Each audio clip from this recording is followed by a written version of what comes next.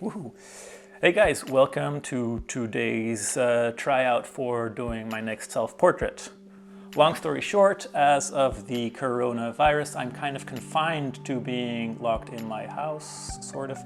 And I started doing a series of self-portraits because, well, there's nobody else to shoot. I've been doing the few first ones and people kind of liked what I was doing, and I was just playing around with flashes and some gear and whatever. And I figured for the next one it would be fun to walk you guys through what I'm doing, and so you guys can join at home, or you guys can like maybe learn whatever you want to from whatever I'm going to try to walk you guys through. Quick intermezzo, this is Senna from the future. I just finished recording the vlog, but I wanted to say before we start that about a year ago I recorded a first vlog test, but in the end I was scared shitless and never posted it. So I did record a little intro back then to get the whole thing started. So let's just play the intro I made back then for here.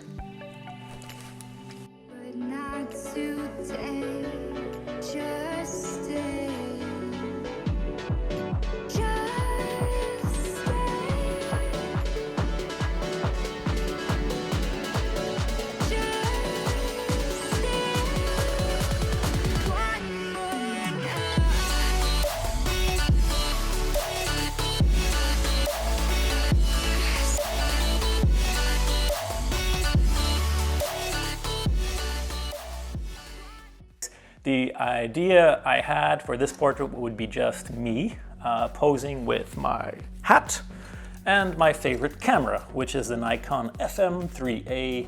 This one is right now fit with the Voigtlander Nocton 58 1.4, an amazing lens, but I won't be shooting with that today. Today I'm going to be shooting with my Nikon Z7. You can do whatever we're going to be doing with any basic camera. The camera's not important. To prove that, I put on the lens I'm going to use is the Sigma Mini Wide 28mm. You can get this lens for €5 on wherever, secondhand or eBay or whatever. It's a small, simple lens, but it's amazing and it gets the job done.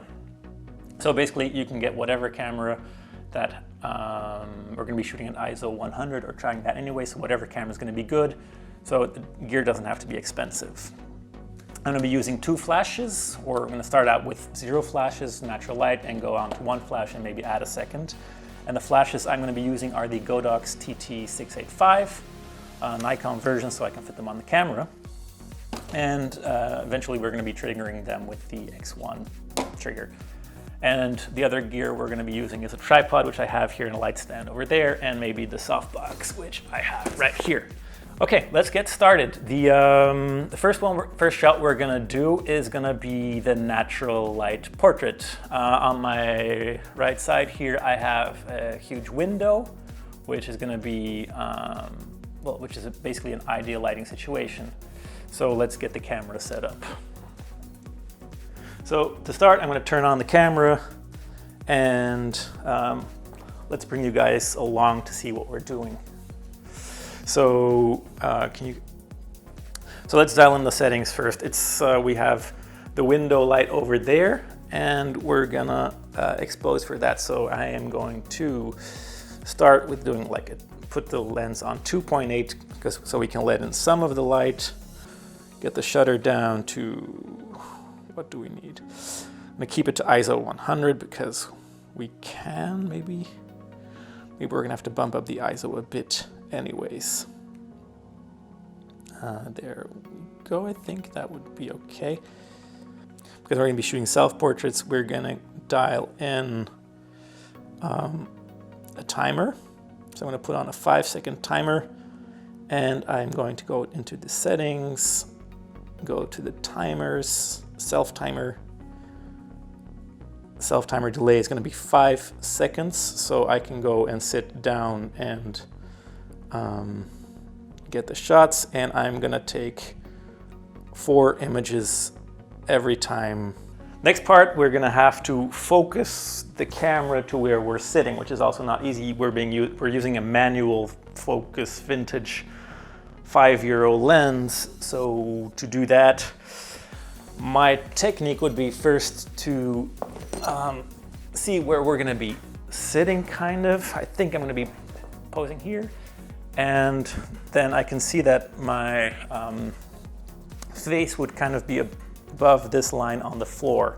So what I can do to measure that out is I could just hold my hand above that part on the floor. And as we can, if I hold my hand right there, I can focus on it. I'm gonna zoom in and then I can dial in the focus. So that should be accurate enough if I keep my face right there. So let's get the first shot done. Natural portrait, 5-second timer, and let's go. So you pose, it's already shooting. Okay, here we go.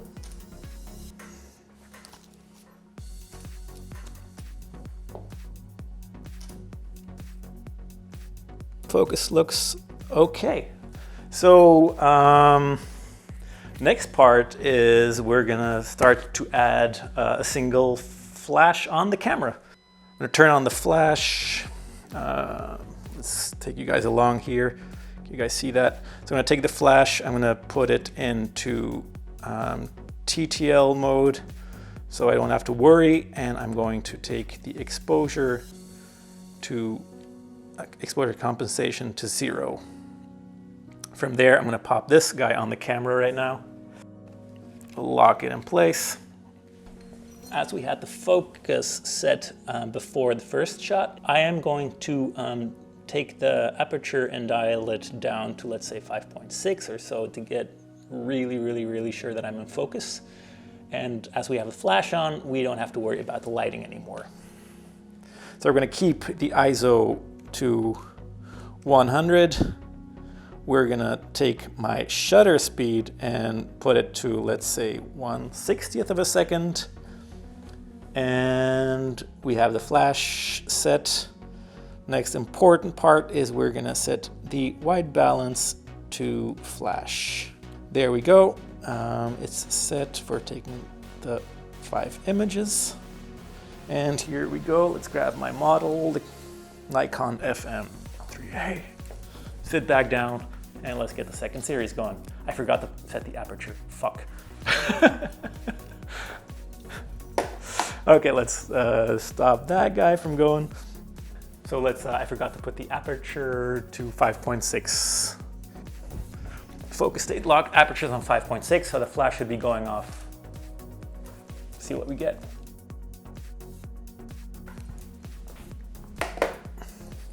They're sharp for sure, but I am completely missing any form of drama or like dramatic lighting, and that was the whole intent, was to create something that would be very dramatic of lighting. So here we're gonna start by pulling out the Softbox, which in this case is an 80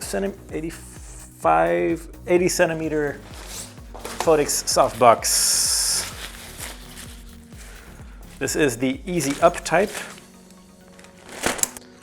Grab the flash from the camera. I'm gonna pop the flash into the Softbox. Then we can see how close we can get the Softbox to the image,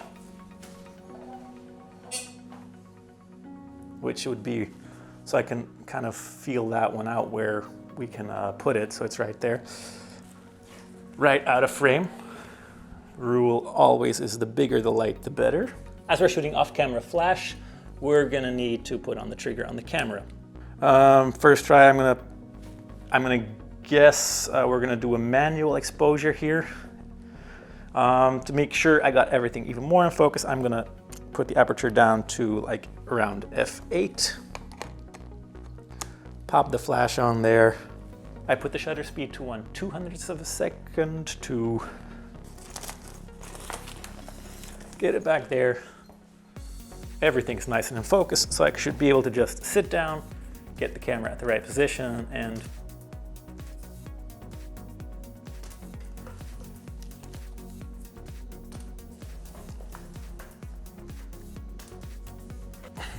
let's have a look. I kind of, F2 was too bright. Let's say half power on the flash was too bright. So I'm going to take that down just a bit. And let's do that one more time.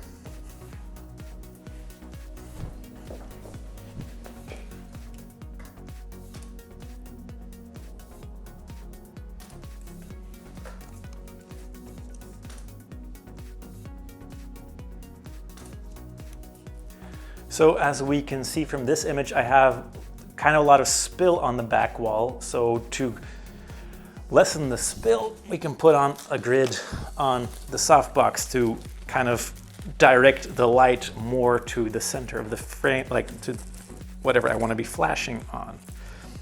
So let's pop on the grid.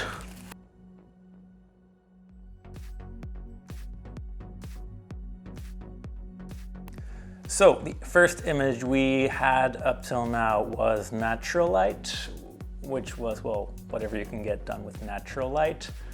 The second image we have is the bounced flash. So we have like, we're more sure we have in focus image, and because we dialed down the aperture, but it wasn't dramatic by any means. Then we had a third image, which we started getting pretty good drama already, but we can see the background is pretty dark. My next step is going to be to take the second flash and try to light the background a bit.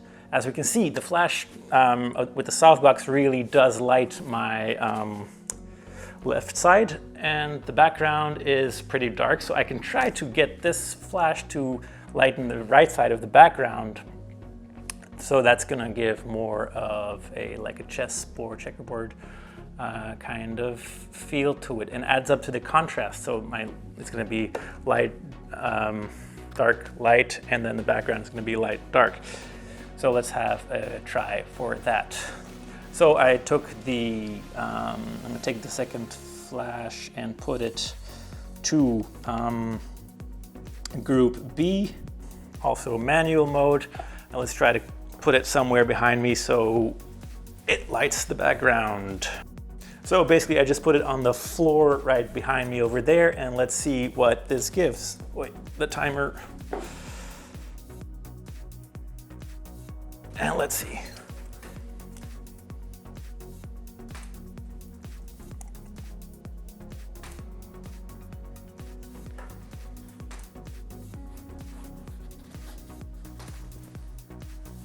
So we got a pretty fun green backlighting, though it's still really directional to one side. So I'm going to quickly grab something. So to avoid that the green light has too much spill all around behind me, I'm going to put on a little piece of like foamy rubber thingy around the flash. So I have the elastic band. I'm going to quickly find a second one. So with an elastic band, I'm going to tie it around there, and to avoid the spill goes everywhere. So basically, I just put on a piece of foamy rubber thing. I'm gonna pop it behind me, and let's see what we get. So as we could see, I'm kind of like already darkened the blue on the left side, but still it's too rough. I think it's because of the flash is lying on the floor. So I'm gonna take a little piece of gaffer's tape it to the chair, and see if we can get it done that way. All right, next step is I can see from this image that we have the posing is almost correct. I still want to get my elbows and my arms in the shot, and I still want the blue light to be directed a little bit more where I want it. So let's start doing that. So I'm going to adjust the flash head a little bit up. So I put the tripod down a little bit, I adjusted the lighting a little bit. I'm almost there. I'm gonna give it like one last go, and let's see if we can get the shot.